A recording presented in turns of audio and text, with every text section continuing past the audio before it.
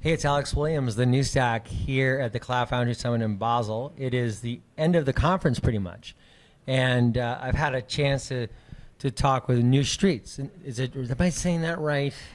Yeah, Anouska Streets is absolutely fine. That's what everybody calls me. If someone's calling me Anouska, I've generally done something bad. Oh, it's like my mother calling me Alexander. Yeah, exactly. It's like Anouska? I was like, no, Anouska's great. Yeah, great. All right, good. Well, if I say something that you don't really like, you can say, Alexander. Got you.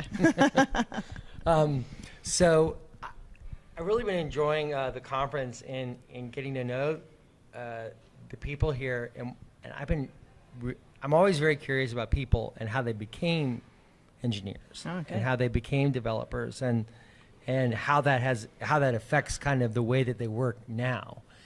And so I'm just curious, you grew up in Wales. Yep. And tell me about kind of, when you started learning about programming. What was it that really what was it that interested you?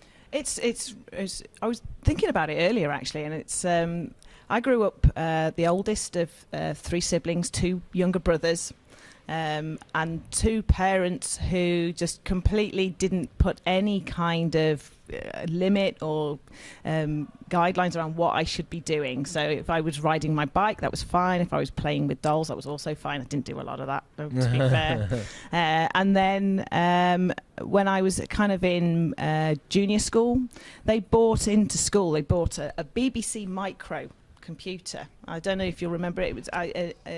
But it was really, really basic, like 16K thing, and we started doing some basic programming. So I was about 11 years old. I was just hooked. This is amazing. It was a BBC. It was a BBC Micro.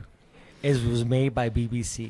Yes, and so it's And how fascinating. Yeah, and I saw one recently for sale. It went for some silly money, but. And I went home to my mum and dad, and I was like, "Oh my God, this is amazing! What can we do about this?" And then the following Christmas, I got a Commodore 64. Okay. I had an expansion pack as well. Yeah. I was not messing about. And again, that kind of supported the basic program language. And there was you had a computer. But most people play games, and you were probably playing games. Oh, I was playing. Absolutely, I was playing games. But what was it about programming? Well, I quite like the absolute nature of it, right? And maybe it's a personality thing, but I like the fact that you solve a problem, you write some code, it works or it doesn't work, and then you're done. And it really interested me. And so from there I went off and I decided that this is kind of what I'm going to be. I did kind of lower level kind of what we call GCSEs in the UK, and then I did my A-levels, and I went to university and I studied for a degree in computer science. And I was fortunate enough while I was doing my degree to be offered a sandwich placement, which is basically a year off your degree. So you do your first year, your second year, and then you have a year out in industry before you complete your final year. And I went to work for British Steel. Oh, wow. British Steel in Port Talbot.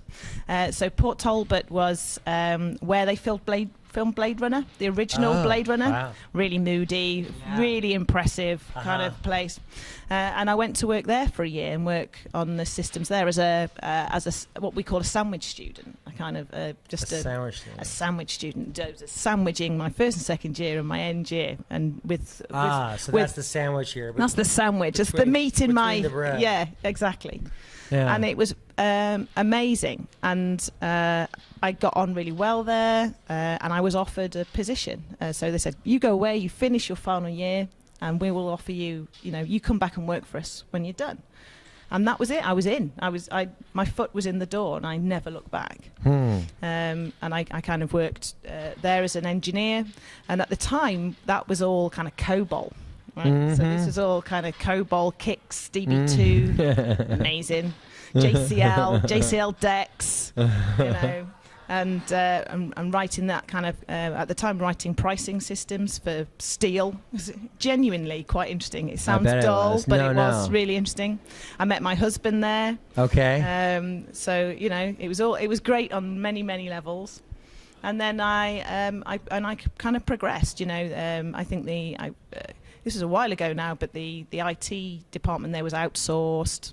I kind of didn't really want to work at that time for a massive outsourcing company. An opportunity came up close to home, and I just went from there, right? So I kind of went to work for a consultancy, and I did software development and moved through software development and into kind of well, it was interesting. I moved then into kind of project and account management because I ended up being the kind of voice of the person who was able to articulate to the business from an engineering standpoint. These are the, hey engineers, these That's are a skill. well, these are the lines of code you need to write, and this is kind of thing. Hey, and business, this is what that's going to do, and this is why this is. And so I ended up becoming this kind of bridge. And then I had my daughter, and I kind of took my foot off the gas for a bit, and realised that what I wanted to do was coding. I was missing it. I'd gone all into that kind of account management, which I enjoyed as well. All that relationship building and all that kind of cool stuff. I loved that. But I went back into coding. But what I also love, I love people, and I like getting the best out of people. And so what I've been able to do, and I'm very grateful for, is I've been able to develop my career, firstly with Monetize and then now with Fiserv, into a role where I still have a very, I am a technical leader. I lead my team, but I lead my team, and my aim is to get the absolute best out of those guys and gals who work for me. That's great. And so there must have been some really early influences on how you thought about software development when you were just starting. I'm curious on how that is still kind of present in your work today. It's in so much has changed. It's unbelievable. I think when I started software development, Twitter wasn't a thing. The ability to glean information from thought leaders. These kind of conferences didn't exist. I mean, so Google, the internet was in its absolute infancy. So influences for software development when I started were my peers and were, senior, seasoned people who I was directly working with.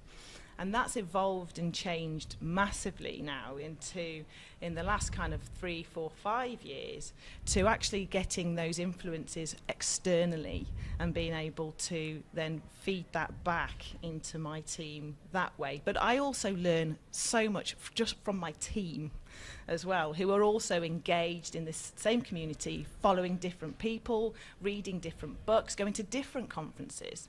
So, we're here today at the CF Summit. One of my colleagues yesterday was Google Next in London, and we're going to exchange, and we'll talk about the detail, the ideas and things that came out from that.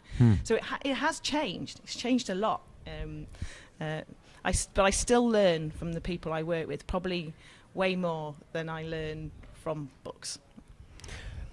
And how have your peers influenced your real admiration for Bosch? I know you have a real admiration. Absolutely, yeah, absolutely. So that was... You're unabashed in your admiration. I am unabashed.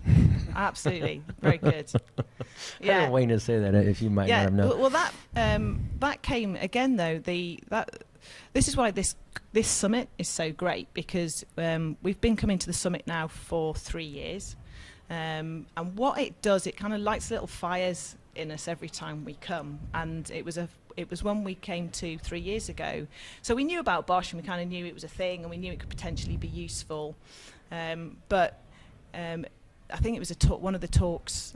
I'm sorry, I don't remember who it was, but it was like, wow, this could be a real game changer for us. It was the whole, not only could we potentially use it to manage our CF foundations, we could use it to manage other stuff as well.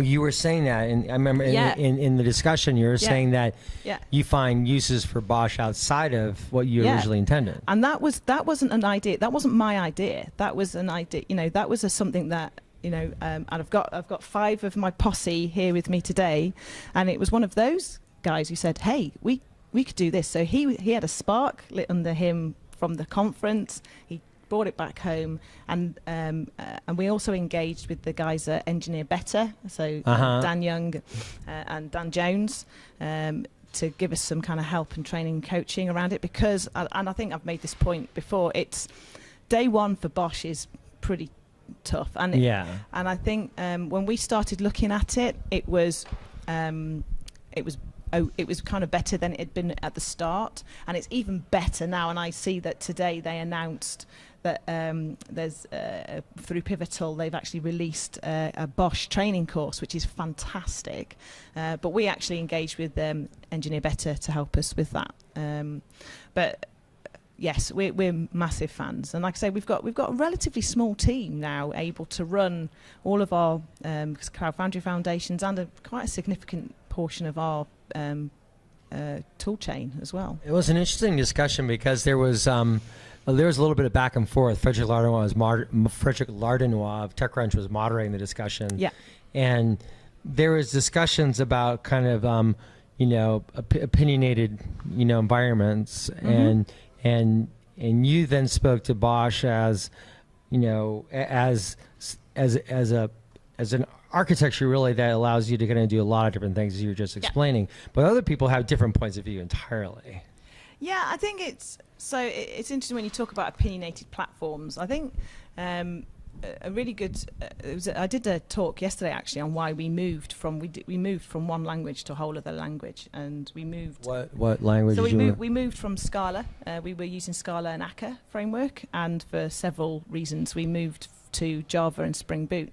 And one of those reasons was so you have a platform in Cloud Foundry that is really nice and tightly opinionated and kind of gives developers bumpers through which to be able to develop software. And then further abstraction with kind of Spring Boot that kind of bootstraps a load of stuff for you and provides you a load of that kind of out-of-the-box boilerplate stuff. I want to integrate with my cloud provider. I want to do some security. It's like, well, it's just all there for you.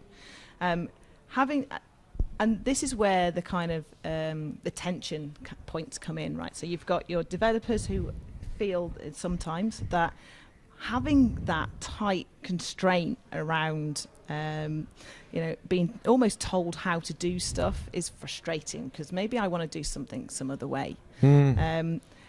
But my counter to that is we care deeply about getting things out to our customers really quickly.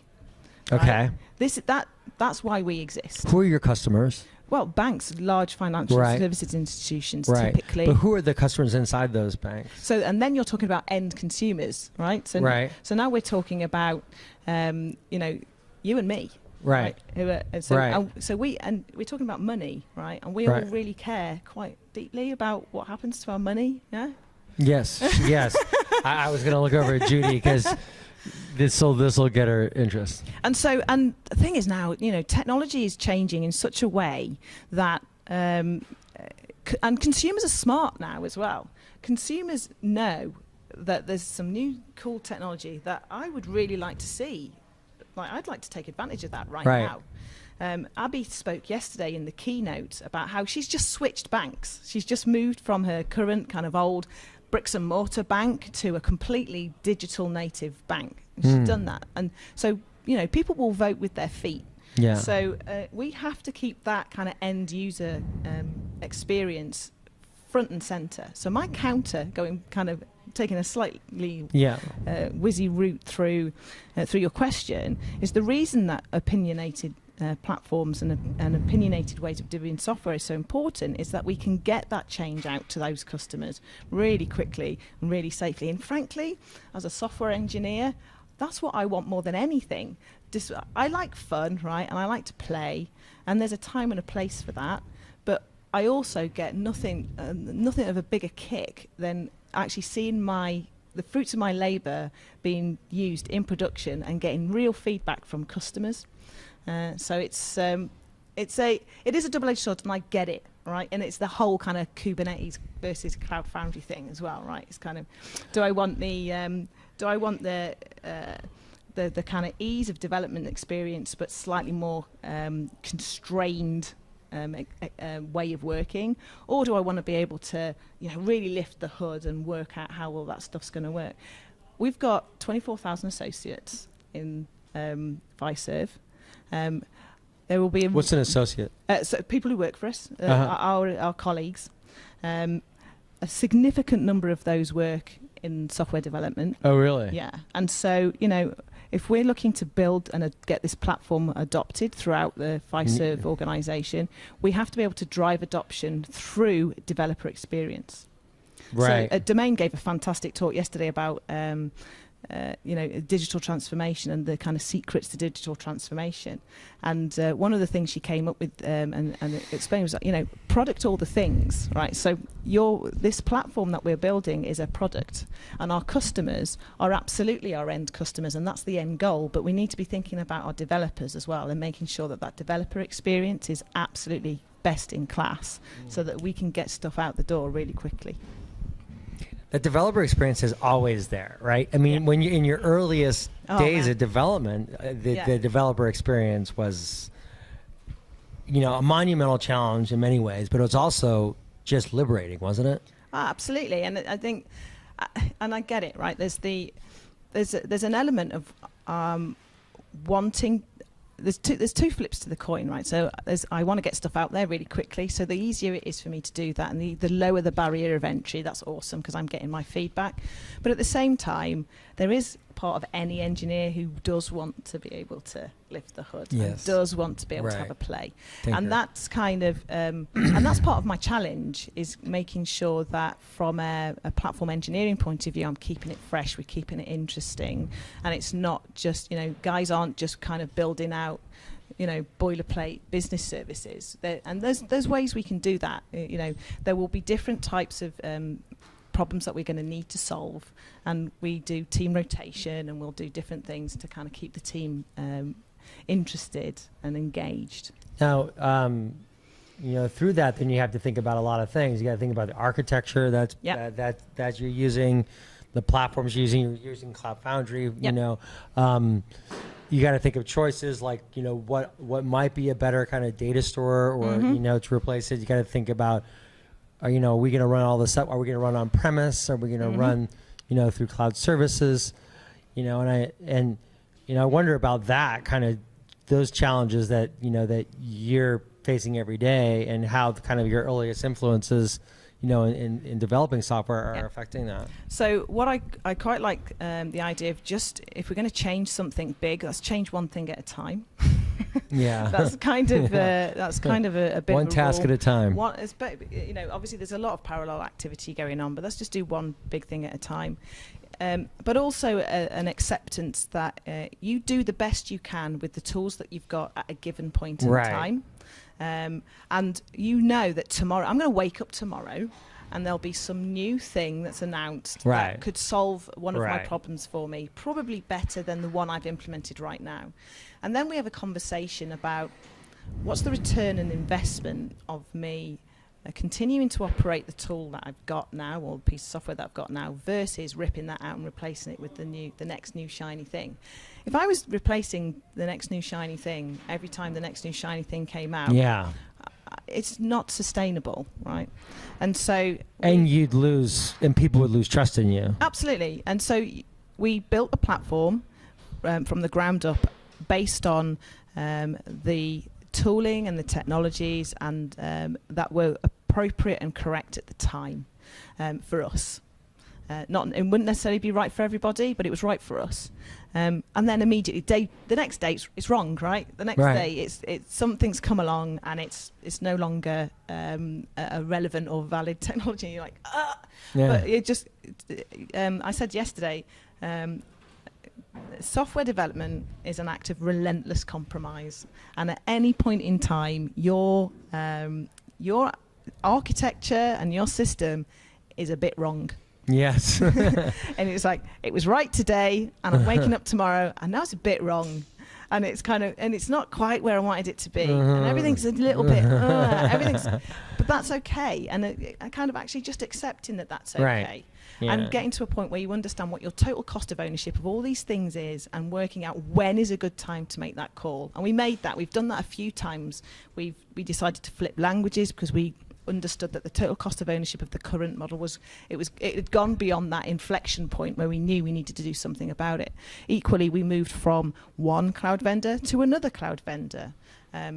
And that decision was based upon, total cost of ownership and our ability to extract the best from that platform. And we will make those decisions, but we kind of do them in a quite measured, thoughtful way. In circling back to kind of the start of this discussion, and just kind of bring our conversation to a conclusion, you talked in the beginning about peers, right? And the importance of peers. Absolutely. And the importance of peers to help you kind of make technology decisions and your different approaches that you have. Today, it's still very much true, but the complexities are different because now we're dealing with distributed architectures and workflows, and and the technology that you adopt with that. Yeah, it's absolutely. And so we're talking about peers now, not just within your organization, but without your organization as well. And again, coming back to the Cloud Foundry Summit, and I can't think of many other opportunities we get to be able to hear from, meet and talk to, genuine thought leaders. Yeah. I walk around here going, oh my God. Yeah. That's what space is. It's amazing. It's like kind of, I said, go and talk to him. No, I don't want to go and talk to him. I was like, I can't talk to him. He was like, you'll think I'm weird. And it's like, but it genuinely is, and it's really exciting. And but to be able to talk to these guys and actually sometimes validate as well what you're doing. Yeah. So actually, we're doing okay. We're doing the right thing. Or maybe we need a bit of a course. Because you put a lot of thought into it and you've thought it through. And now you're basically kind of just repeating what you've been thinking and just getting that feedback. Absolutely. Yeah. No, it's great. Yeah. Well, we're kind of coming to the close here. This is kind of typical for us. We end up being the last ones kind of at the conference. And Judy and Norris, who's doing the AV, they actually got stuck in the basement here at the Congress Center last year. And they were like saying, help, help, help. And some workers had to let them out a side door. So we don't want to do that. We don't want to put you through that. I'd quite like not to be in the basement. That'd be great. So thank you so much. You're very welcome. It was Thank a you lot for of having fun. me. This has been a lot of fun. A great conference, and it's really nice to meet you. And you too. Thank you Thanks, very Nish. much. Take Cheers. care.